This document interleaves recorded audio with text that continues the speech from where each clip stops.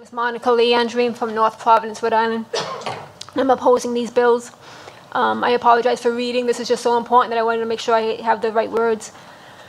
We write laws to protect people from other people, but sometimes we have to write laws to protect people from themselves. We need to protect each other when we are most vulnerable. We saw this earlier tonight when we talked about the vaping and the smoking. You can say that we're here trying to protect, children who can't make decisions for themselves, but no child's going to die from vaping.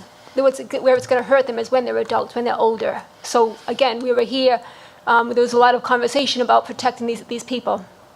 Here we need to continue to protect people throughout their lives.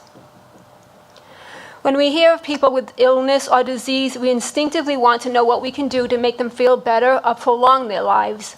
I can't imagine how a person can willingly look at another person in the eye and say, "I'm okay with you killing yourself." How can we turn our natural desire to convey hope into despair because that person in a moment of weakness wants out? A civil society does not kill its weakest and most vulnerable members. Those who are sick, disabled, and near death are weak and vulnerable. The emotional pain they are in can skew decisions. They're at a time when they need those around them who have a more objective view to help them see clearly when they can't. We as a society cannot let them, in that moment of weakness, give in to this distorted desire for death. This is not really helping that person when they're at their weakest and they're most vulnerable. Suicide is a true cry for help. Let's not turn help me into kill me.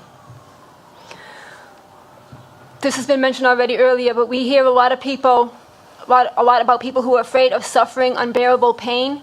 But statistics from Oregon show that the top reason that was cited is loss of autonomy.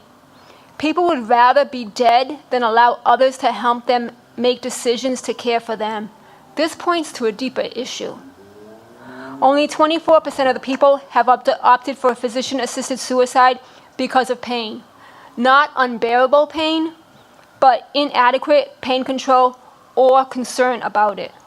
It's true that pain management is possible. So some of those people were concerned about pain, not actually in pain. And it's true that pain management is possible. If your doctor is willing to do his job and help you instead of hurt you, you most likely will not suffer in pain while you continue to live. Another top reason that assisted suicide is actually chosen is because the person feels they are a burden to loved ones. And this was mentioned earlier also. Why can't we, as a society, which will trickle down to the families, or as families, which can trickle out to the society, say, "We love you, and you're not a burden to us"? I still can't imagine living in a time and place where a person hears the people who are supposed to care about them responding, "We don't care if you're dead." And the doctors who they are supposed to trust saying, "I'll help you to die." If I want to be a little selfish, legalizing suicide does put the rest of us in jeopardy who never wanted suicide. I won't get into that because that was already discussed earlier. If you could vote in such a way that would kill us instead of protect us, then why do we need you here?